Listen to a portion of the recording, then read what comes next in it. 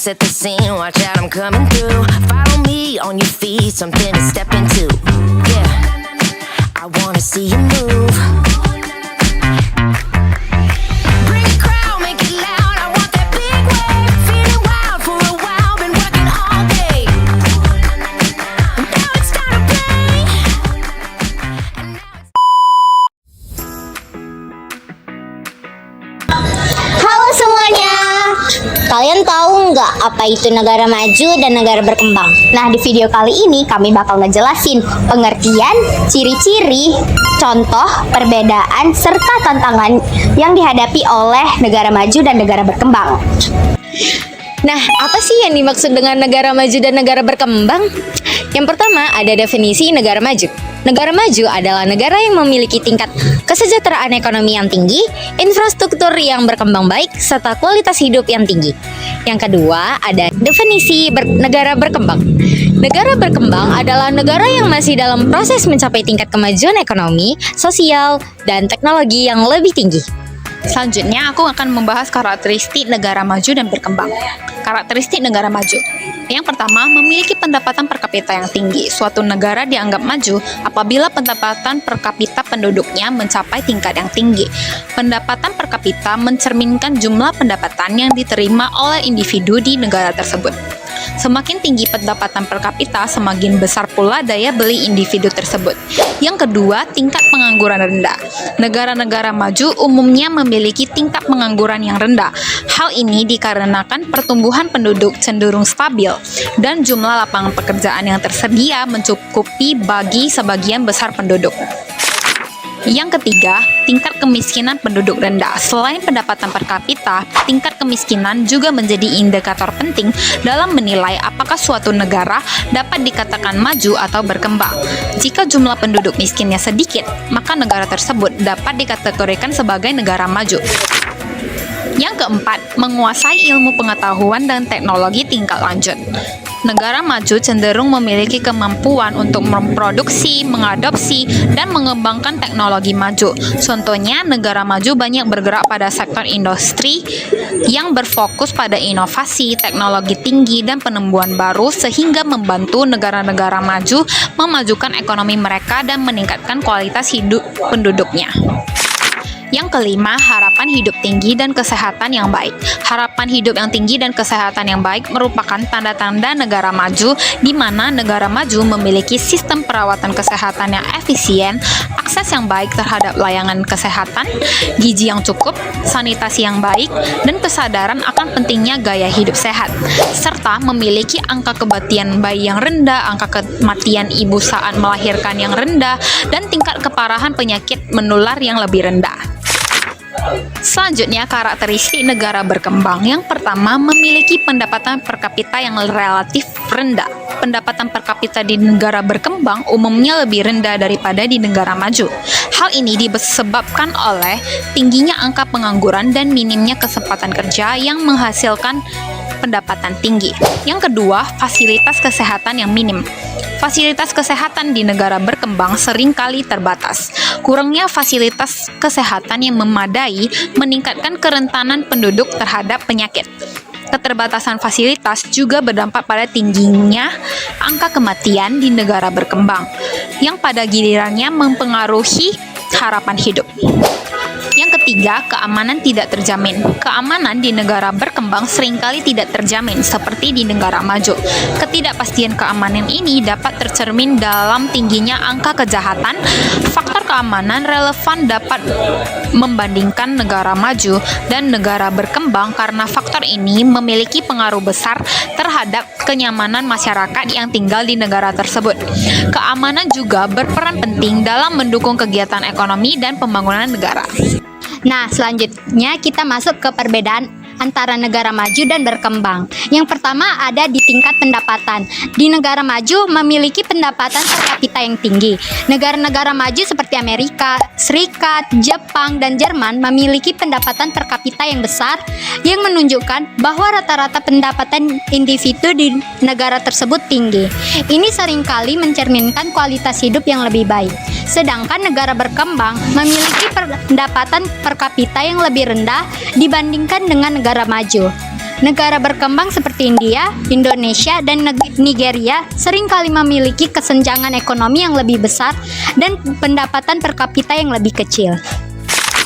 Nah, yang perbedaan kedua ada di pembangunan infrastruktur. Negara maju, infrastruktur seperti jalan raya, jembatan, bandara, layanan kesehatan, dan pendidikan umumnya sudah sangat baik dan merata. Ini mendukung kelancaran berbagai aktivitas ekonomi dan sosial. Nah, sedangkan negara berkembang, infrastruktur seringkali masih kurang atau tidak merata. Misalnya beberapa wilayah mungkin memiliki akses yang buruk terhadap listrik, air bersih, pendidikan, dan fasilitas kesehatan. Nah, perbedaan yang ketiga ada di industri dan ekonomi. Yang negara maju, ekonomi lebih didominasi oleh sektor tersier atau jasa dan quarter atau pengetahuan dan teknologi. Negara-negara maju memiliki industri teknologi canggih, layanan finansial, dan sektor jasa yang kuat. Nah, sedangkan negara yang berkembang, ekonomi lebih bergantung pada sektor primer atau yang biasa pertanian dan sekunder atau industri manufaktur dasar. Banyak negara berkembang masih mengandalkan hasil bumi dan barang mentah sebagai sumber utama pendapatan negara. Nah, masuk yang keempat ada di kualitas pendidikan. Kualitas pendidikan negara maju memiliki sistem pendidikan yang maju dan merata dengan tingkat melek huruf yang tinggi, akses ke pendidikan tinggi, fasilitas pendidikan yang baik, dan kurikulum yang lebih modern adalah ciri khas negara maju. Negara berkembang, tingkat melek huruf lebih rendah dan akses pendidikan yang tidak merata, terutama di daerah perdesaan.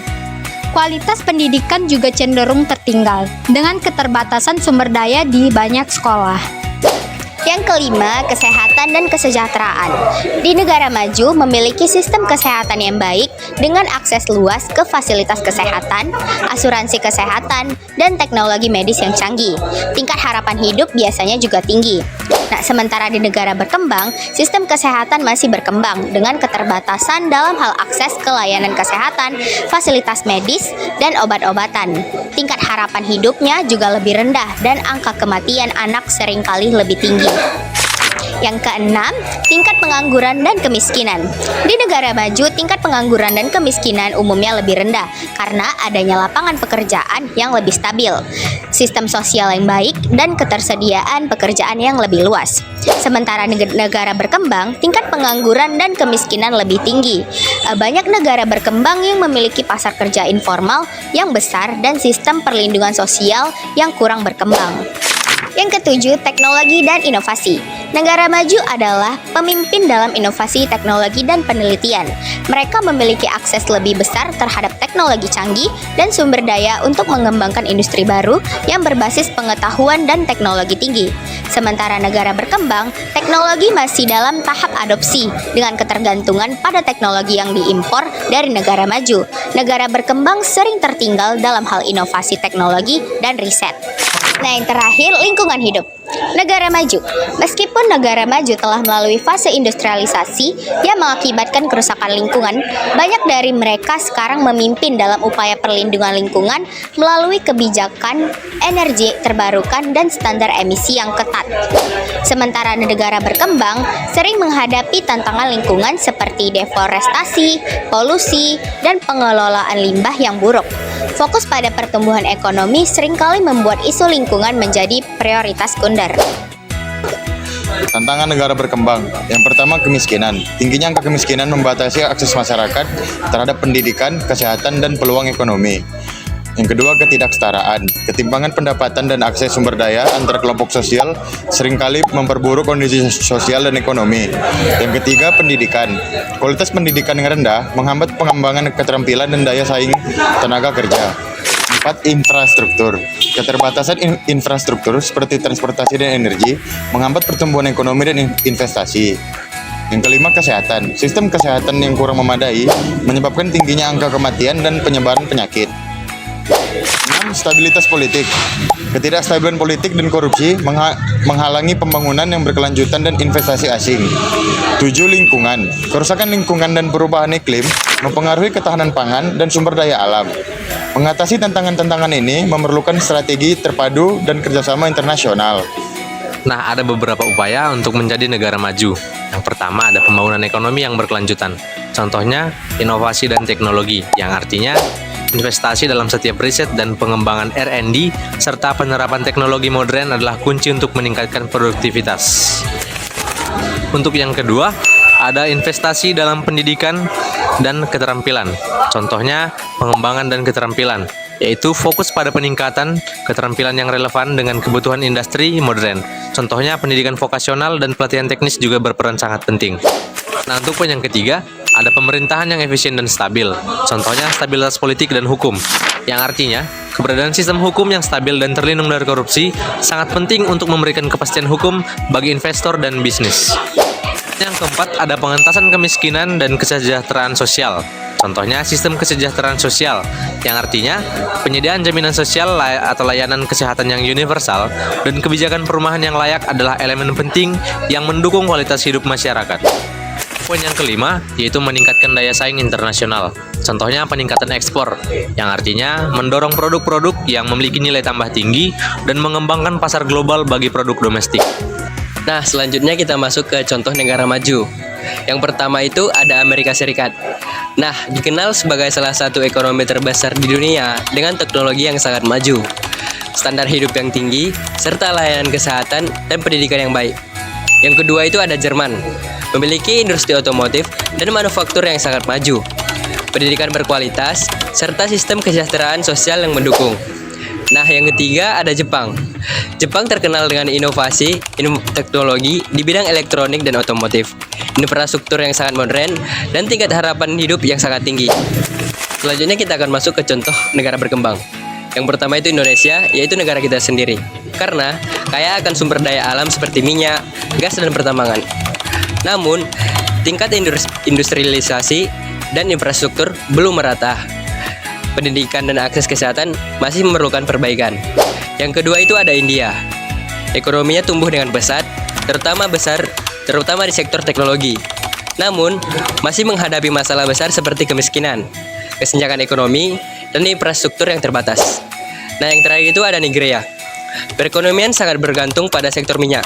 Tetapi, masalah kemiskinan, korupsi, dan infrastruktur yang buruk membuatnya negara tersebut adalah negara berkembang.